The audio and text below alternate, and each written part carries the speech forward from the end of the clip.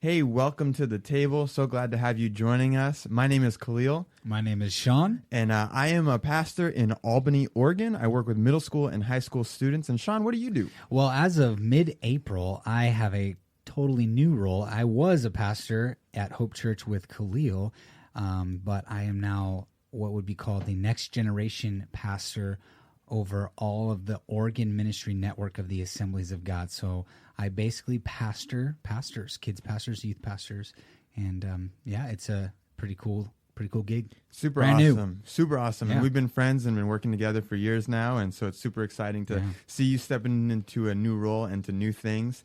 If you're new to this podcast is called Welcome to the Table because we just know that life happens around the table and there's significance to that. To hear a little bit more about why we chose this name, you can listen to our introductory podcast.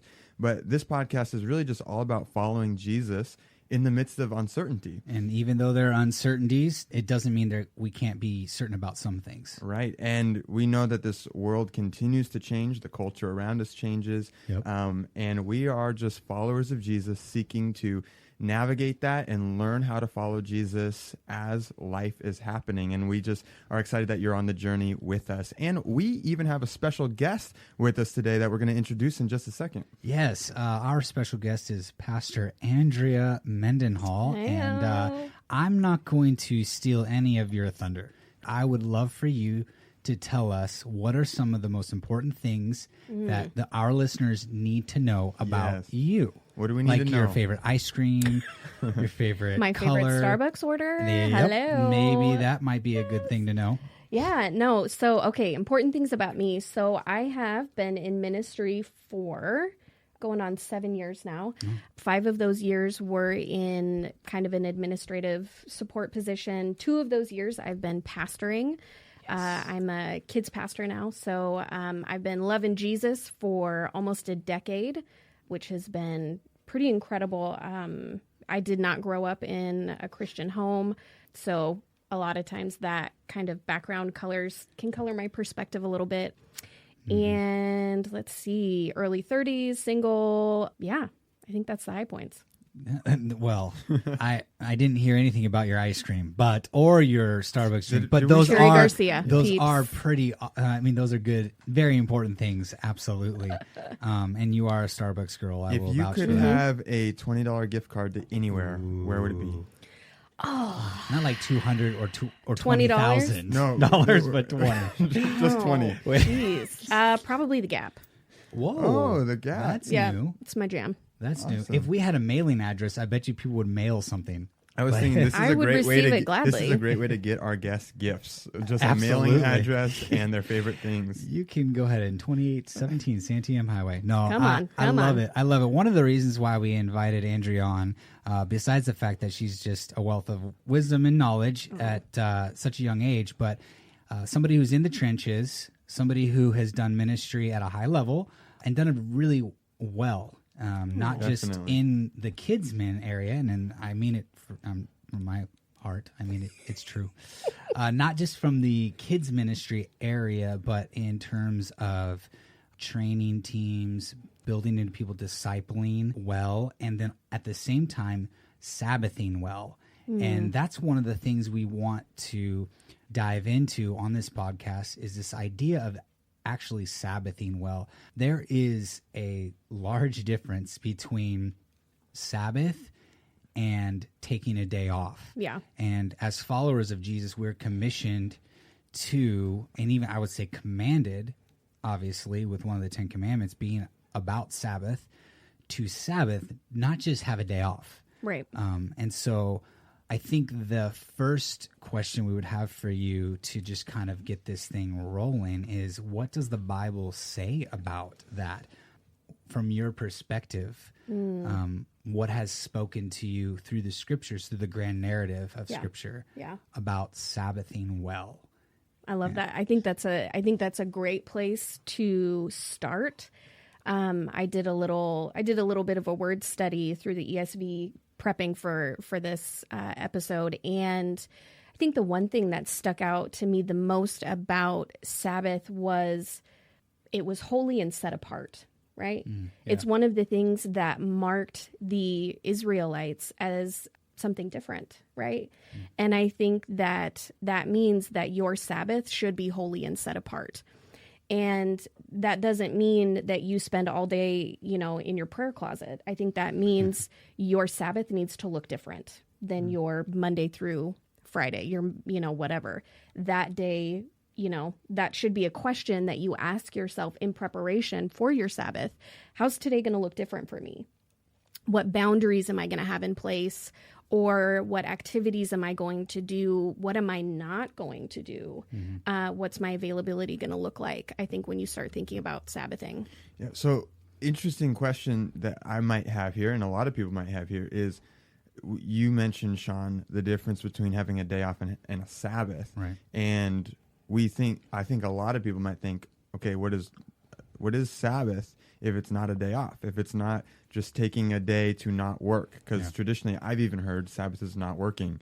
So maybe between both of you, could you unpack a little bit, what is a day off versus what is a Sabbath? And maybe even how would this is a ancient tradition for the Israelites, practice, and how would they maybe have seen this? That might give us a framework to understand the difference as we dive in a little further. Yeah, and I'll set up Andrea with that question with a little bit more setup from Khalil's question. When it's commanded within the commandments, the Mosaic law, upheld by the Jewish tradition as the greatest of all the law, is those first 10. It does say holy and set apart. Now, this word holy is lost, in one sense, has lost its pungence, its punch in our culture. This idea of holiness is more than just a set apart. It's sanctified. It's saturated. It is something ultimately otherly than anything else. So that Sabbath day is supposed to be something that operates totally different than the rest of our routine week. And so obviously within our cultural context, we've got to apply this. But I think that word holy is a really important one when looking at the word Sabbath. So yeah, I'll throw it back to you. The question, you might need to repeat it, Khalil, because I might have caused more problems. But difference between quite simply, a day off versus a Sabbath. How are those things different? How are they different? Yeah. So I'll throw out a quick book recommendation, The Emotionally Healthy Leader, or just Emotionally Healthy Spirituality by Pete Scazzero. One of my favorites. And it kind of revolutionized for me in part the idea of Sabbath. And Pete lays out, when it comes to Sabbath, that Sabbath should involve stopping, resting, delighting, and contemplating. So when you think of a day off, and forgive me if it's semantics, that could be what we're boiling it down to, but when I think of having a day off, that makes me think, okay, so I'm not in the office, but again, we've got so many things that tie us to our work now, computer, cell phone, social media, whatever that might be. So maybe I'm still connected. And I think that phrase day off is so passive, right? It's so passive. And I'm sorry, but Sabbath is not passive. Sabbath is active. It is an active refueling. It is an active plugging in to the source. And so I think for me, Sabbath is something that is not just vegging, which maybe that's what you need to do with your Sabbath. More power to you, depending on your week. It's not for anybody to say. True. But Sabbath should be something that is in part active.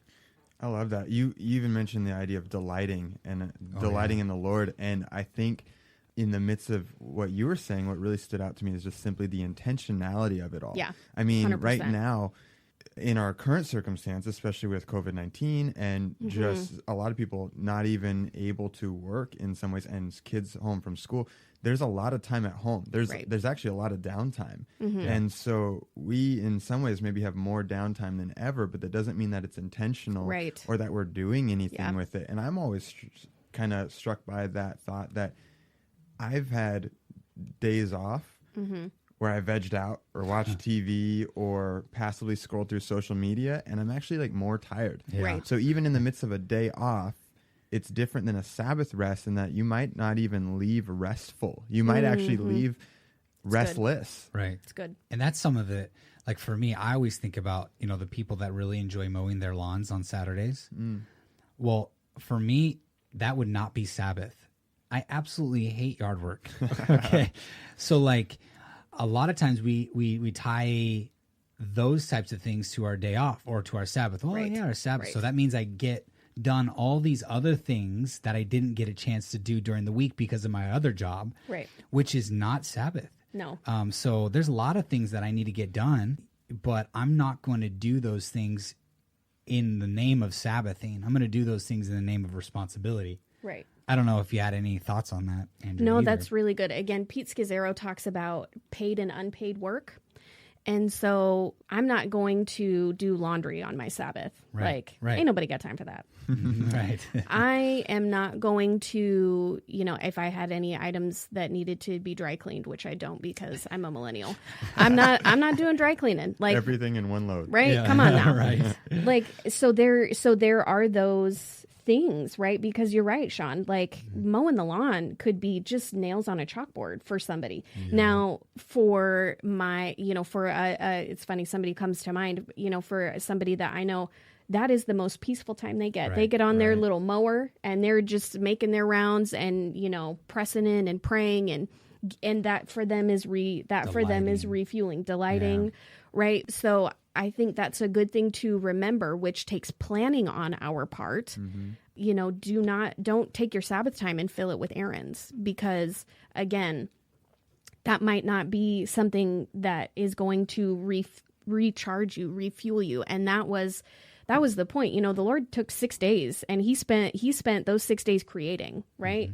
And then he took a day where he was intentional in stopping and in resting. And I think that's important. Paid and unpaid work. No, that's good. And paid and unpaid, that's really good way to break it down for us. And you mentioned the creation account. We won't get into the theological issues of 6 full day or 7 24-hour periods or whatever. It doesn't matter in this context, but the rhythm matters. Yeah. That Yahweh, Creator God, designed rhythm to our week, and that Sabbath is a very important piece to that rhythm. It's separate. Yeah. And I think as we ask even what Scripture has to say about that, about Sabbath, from the creation account, we can see that God is establishing a healthy rhythm, and we are made in his image. I think we should make note even that God is demonstrating for us the significance and the importance of that Sabbath rhythm in our lives. I notice a difference when there is not a rhythm of Sabbath. Right. And I might use that cue that God sets and orchestrates and establishes that rhythm for us as a model, or I don't want to say a guideline, but really an indicator of what healthy life looks like for us. Yeah. Totally. Yeah. Yeah, I think it is an active reminder of our limitations. That's good. That's a really Sabbath good word. should be something that I'm purposely taking a step back, saying, "Ooh, okay." So my daily life probably wants to convince me that everything depends on me, and that I need to be. If I'm not moving, I'm not getting stuff done, right? But I think Sabbath teaches us the opposite. Man, I think Sabbath teaches us, you just rest in me. Rest in me and watch what's going to happen. It's like the analogy with the axe cutter. You've got one lumberjack that's just going and he's chopping and he's chopping and he's chopping, but he's getting so far and his axe is getting dull. And so it's actually taking more work from him. But then you've got the other lumberjack who is going and he's chopping, but he's stopping to sharpen his blade, right? He's stopping to, oil his axe. And then he gets back up and he's that much more efficient. Right. When we recognize our boundaries, when we recognize our limitations and submit those things to the Lord, I think we get twice as much work done. And in that, I think here's a question. especially in an American culture, a lot of our sense of identity and value can come from what we do and how much we get done and accomplish. I'm very achievement driven. I like to be able to cross things off the list and know that I'm accomplishing things. And in some ways that can be a trap, because when I'm not crossing things off the list or I'm not accomplishing something, who am I? Yeah, come on. And where does my value and my worth come from? It's Yep. hard to calculate it. Right. And so I wonder if there's anything to be said on this, because it's hard to take a break. It's hard to pause if you think you need to be moving in order to have worth or have value. Yeah. It's hard to take that break. And I'm even reminded, as you were speaking, of an image I had, a lot of what we do, a lot of our economy runs off of machinery. Yeah. And machinery doesn't have to stop. Yeah. But we're not machines. Right. And I think even in a world where so much is operated and efficient and just doesn't stop, I lose the fact that, or I forget the fact that I'm a human being and I can't operate that way. Right. Right. Totally. Absolutely. We are, and it's a skosh cliche, but we're human beings and not human doings. And I think that is such a good point. It does, when we're not Sabbathing, I think we open our identity up to attack. Yeah. And again, Pete Scazzaro kills it. He talks about how when he is Sabbathing and he is communing with the Lord and he gets this impression of the Lord's pleasure in him, he gets this impression in his spirit of God's enjoyment, he knows that it's not connected to work, right? He knows it's not connected because he just slayed a sermon or just, finished that next chapter, right? He knows that it's because he exists. He knows that it's because he is connecting to the God that created him out of love. He's connecting with the God that created him to, for his sole purpose, just to worship and have that communion, have that. And I think that that's such a good reminder. And again, that's why we need to plug back into the source, because so often we can get that feeling or that, that thought or that affirmation from the things that we do, from our jobs and from our work. And we start to slowly but surely kind of, one link in that chain that ties us to that being our identity. But, the Lord's like, man, especially if you are a leader in ministry, that is so easy. Your ministry starts to determine your worth. The success of your ministry starts to determine your identity. Yeah. And I think we need to be modeling that pastor is in front of my name, but that is not who I am. Okay. Right. It's not my name. That is not who I am. And that is not ultimately who God has called me to be. He's called me to be a leader and a shepherd, but who I am, my identity is rooted in the sacrifice of Jesus and in that image that he's placed, that he created me in. So that was such a like a light bulb. And I think that expounds even beyond just ministry roles. I mean, you could be a manager in your job or a leader at work. You could be the team captain, and some of your identity could be found in the role or the title leader. And you might have leadership giftings and you play that role, but it's not who you are. It's not your identity. And I love that. The Sabbath is a great way to become reacquainted with who we really are, apart from everything else, other than just our relationship with God, which should be enough. Yeah. It's good. Yeah, So it's good. I would ask then, what does it look like for you to Sabbath? What does good Sabbath for you look like? And I would say, I'm going to do a dual threat on that question. Double down. Double-edged. Ugh, What did better it write look it down. pre-coronavirus and now post? How does it look for you personally? Yeah. Maybe there's some tips, some hints, some specific thoughts you might have for those who are listening even as well post. For sure. Pre-Rona. Yeah, pre-Rona. A Sabbath. Somebody. Yeah. Sabbath for me. So I'm an introvert, and my job is a lot of peopling. So a lot of output, a lot of connection, which I love, but that can be exhausting. So Sabbath for me usually involved a lot of intentional time by myself. It would be getting up in the morning when I want to, unhurried time in prayer, in the scriptures, journaling. I'm a hard processor, so journaling for me is a really important outlet. And then usually it would be some kind of connection with a life-giving friend. I actually also really love to cook for people. So if I got the opportunity to make a little spaghetti, that's is the cool. meal of my heart. My stomach just started growling. If I make you spaghetti, peeps, if I make you spaghetti, we're like this. My grandma used to do homemade meatballs. Yeah, come on now. Oh, man. That's where it's at. So it would be stuff like that. Going to the coast, getting out, probably getting outside my usual space. So that was pre-coronavirus. Post-coronavirus, this is I'm finding this challenging, finding a healthy way to Sabbath because, it's more difficult to get outside your space, which I find important. And now I am having less face-to-face interaction because I work mainly from home right now.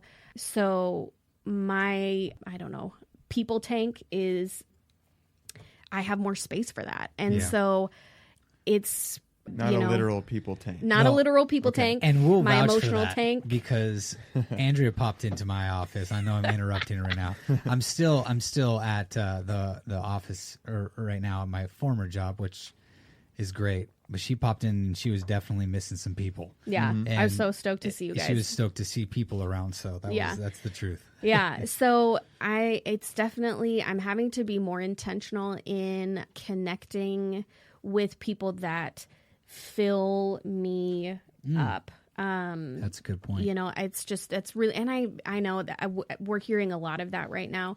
So, that is definitely important. Getting outside if I can. I'm finding that to be very helpful. Doing like a walk outside. Taking a walk, just getting outside. Yeah, that's really important. But I think now more than ever, Sabbath is key. If you are walking with Jesus, now more than ever, Sabbath is key because we are facing a lot of uncertainty, a lot of stress, a lot of challenge in routine and having to do our day-to-day differently. So I think now more than ever, we need to be plugging in to the source. I'm going to come at it from an angle of maybe the single moms or the stay-at-home moms, stay-at-home dads, the individual who has young kids and teaching their kids this art, this importance of Sabbath. Those walks have been huge for my wife, who is staying at home, working at home. When my youngest is down for a nap, my oldest son, who's going to be 5, April 2nd, which is coming up at the time of this filming or recording, he'll do his projects or his things or whatever, kind of have his own time, and my wife gets me time for a couple hours. And so it doesn't have to look, to your point, Andrea, it doesn't have to look like this certain like rigid, conventional thing. It can look different each week, or even, if you're able to grab a couple hours here and there, because we're this stay at home, save lives type of thing, which I think is important. The creative juices need to get flowing. And so, no, that's good. I had another question for you, but I know that Khalil was going to jump into. But something that I heard this week that was really encouraging to me. It was talking about the spiritual disciplines, and it's a bit of a duh statement, so forgive me, but sometimes I think we got to take it back to the duh. This pastor was talking about the spiritual disciplines, and he's like, the way that you practice these disciplines, the way that they manifest in your life, they're going to be as unique as you are, right?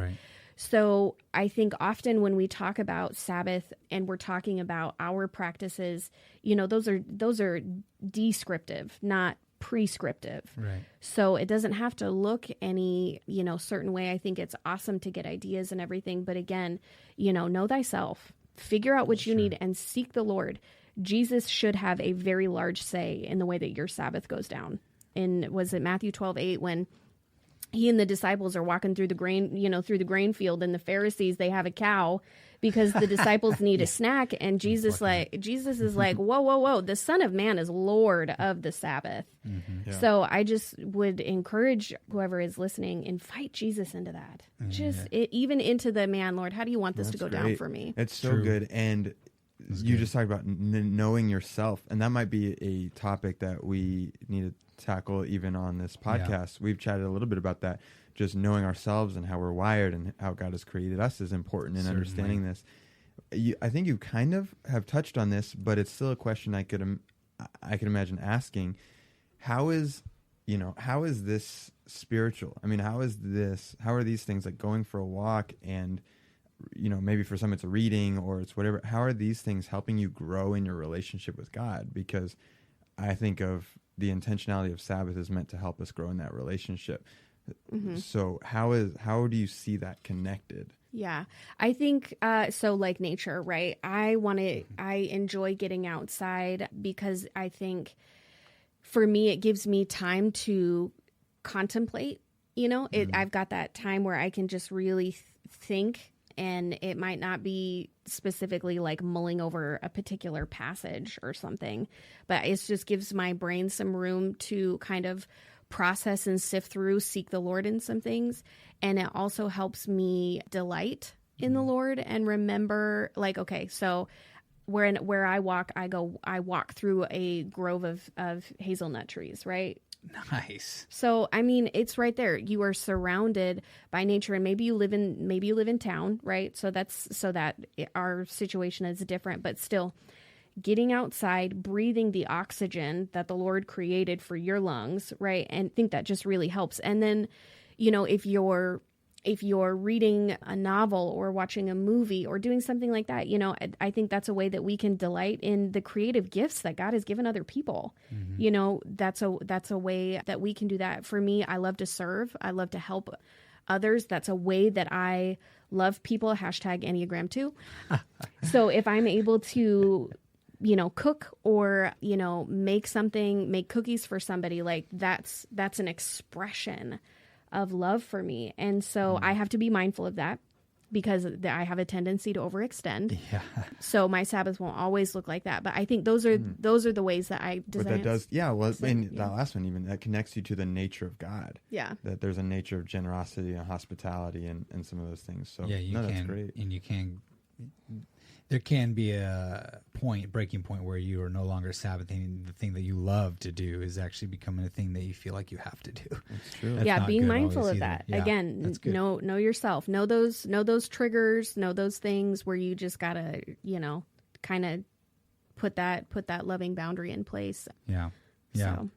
When we were talking a little bit, Khalil and I, about how Sabbath is actually connected to mental health. Mm-hmm. And obviously we know the research on not just smart devices, but screen time is actually mentally destructive. Too much, I should say. Too much. There's a lot out there. I guess we could probably link to the show notes, some of this stuff. Talk to us about Sabbath and mental health, how actually Sabbathing is healthy for our minds and for, physiologically and mentally. So, okay, again, if we are Sabbathing in a biblical sense, we should be spending some time, I would say, in the scriptures.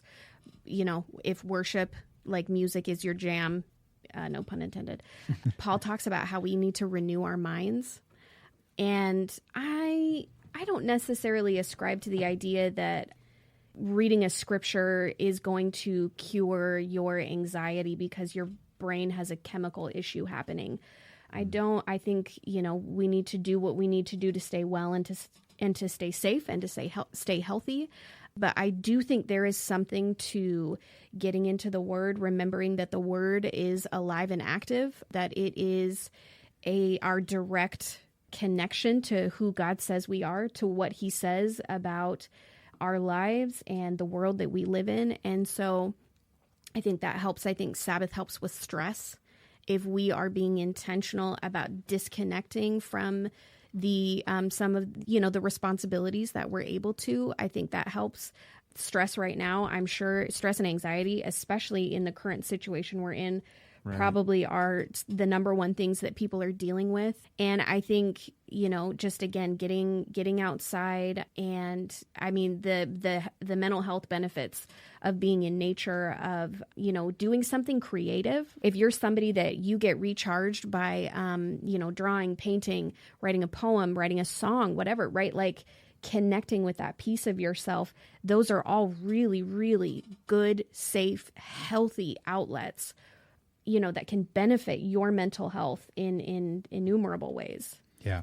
No, it's so definitely good. There's something about, and I don't want to make light of mental health issues by any means, and I'm not a mental health professional.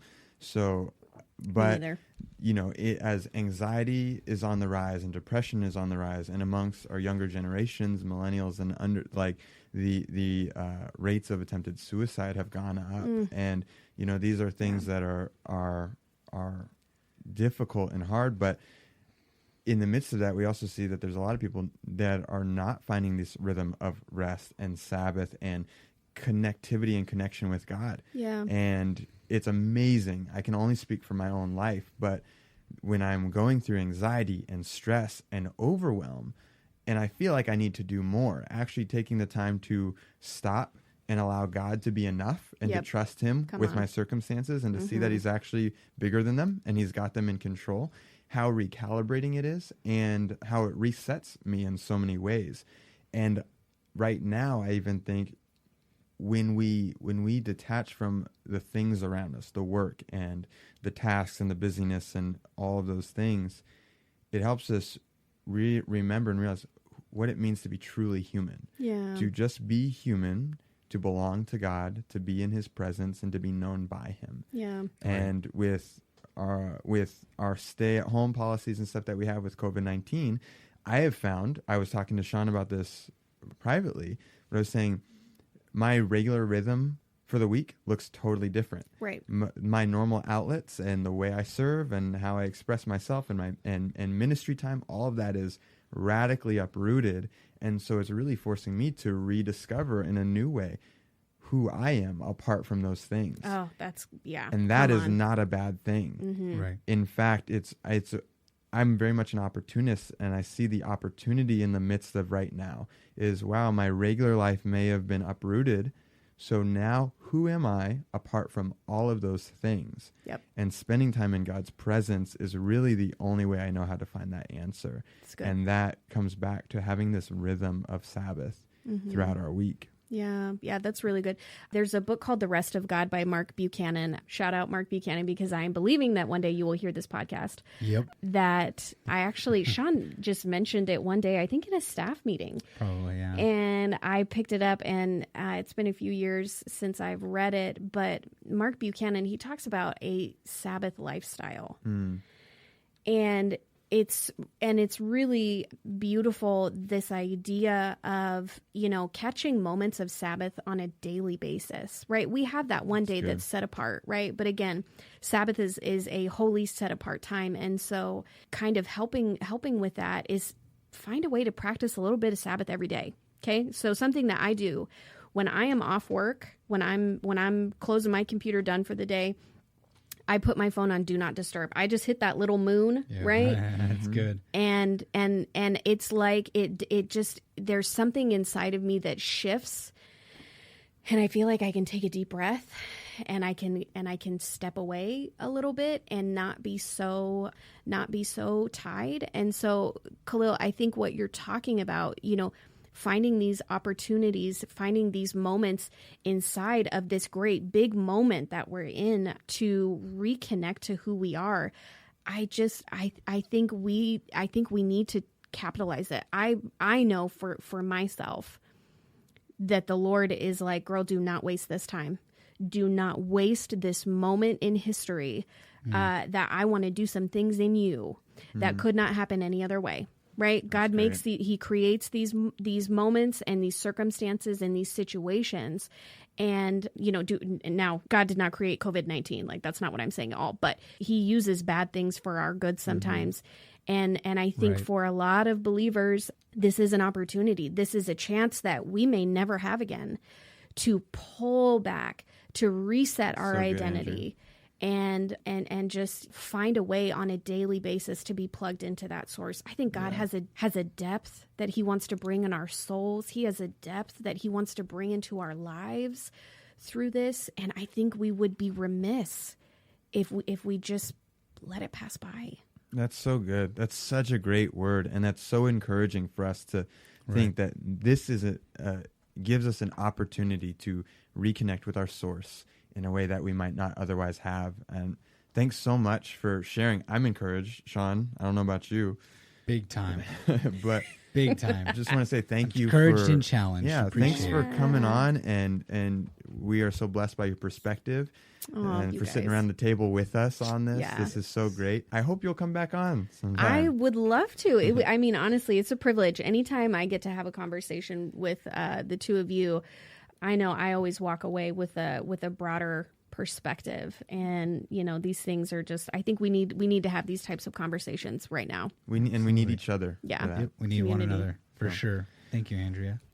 Yeah. And well, thank you so You're much for listening to the podcast and for joining us for this conversation. It was awesome. Andrea's got great thoughts and great perspective for all of us. I hope you'll continue to hang with us as we continue to have these just real conversations. None of us are experts on Christianity or even navigating uncertainty in life, but all of us together can bring perspective that helps us to be better, stronger followers of Jesus. So feel free to share this podcast with someone you know, someone who might enjoy it. Rate and review. That's always helpful for us. And we are more than open to suggestions for future topics and conversations or questions you have. So feel free to get a hold of us. Our information will be in the show notes as well. And until our next session, who are you inviting to your table?